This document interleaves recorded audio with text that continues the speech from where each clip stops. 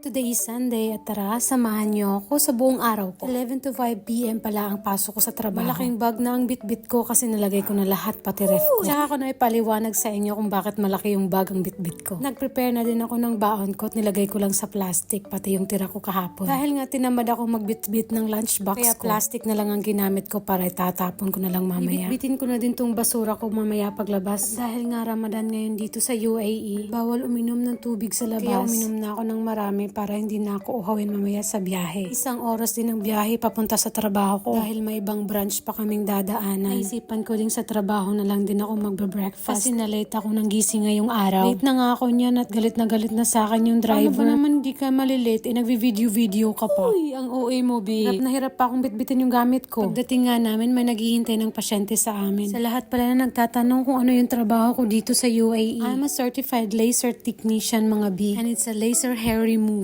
Dito lang din ako nag-aral sa UAE. Kung napapansin nyo, nagsusuot kami ng isolation gown. Kasi yung sunog ng buhok, ayaw namin mapunta sa damit namin yung amoy. Dahil nga hindi ako nakapag-breakfast kanina, uminom lang ako ng mainit na tubig. Habang hinihintay namin mag-warm up ang mga machine namin, kumain muna at nagkape muna kami. Kasi nga Ramadan, bago ang timing ng appointment namin, nag-iisang oras namin gagawin yung buong katawan. Uy, anong katawan yan, B? Kaya grabe yung pag-a-adjust namin sa trabaho. Dati kasi 1.5 hour namin gagawin yung full body, ngayon isang oras na lang. Kaya talagang maraming pasyenteng magagawa sa buong araw. Yan pala yung tira kong pagkain kahapon. Kaya yan na rin yung breakfast ko ngayon. Pinagatian nga namin yan ang kasama ko kasi wala din siyang dalang breakfast. Hindi rin siya nakapag-breakfast kasi nagmamadali ng pasyente niya. Alam niyo ba kung bakit malaki yung bag na bitbit ko? Pa after dinner ang company namin mamaya kaya dinala ko na din yung susuotin ko. Iiwan ko din yung malaking kong bag dito sa trabaho kasi maliit lang na bag ang bibitbitin ko sa dinner mamaya. Dinala ko din yung plancha ng buhok ko kasi magpapacurl ako dun sa kasama ko. Tamang-tamang wala pa kaming pasyente kaya nakapagawa siya ng buhok ko. After niya nag-makeup na din ako para mamaya retouch na lang. Kasi dumating yung pasyente namin kaya yun napag-isipan namin gawin na lang yung sarili namin. Medyo gabi pa naman yung iftar kaya naisipan kong mag-lunch muna kasi ayokong magutuman kasi mahaba pa naman yung oras. Kinain ko na nga din yung biryaning bigay sa akin ng kapitbahay ko. Tapos bumili na lang din ako ng yogurt sa supermarket. Uy, alangan naman sa hardware Val. Uminom na rin ako ng tubig kasi nga nauuhaw ako. Alangan naman iinom ka kung hindi ka nauuhaw Val. Uy, mindset Val ba? Mindset. Gusto ko pala kumain ng biryani na may yogurt. Sanay kasi ako sa Jordan na mostly ng pagkain doon may yogurt. Kunti nga lang ang kinain ko kasi alam kong may kainan mamaya. Para lang hindi ako magutuman. Uy, takot magutom yarn. Medyo mahaba na yung video ko so puputulin ko muna at saka na yung part 2.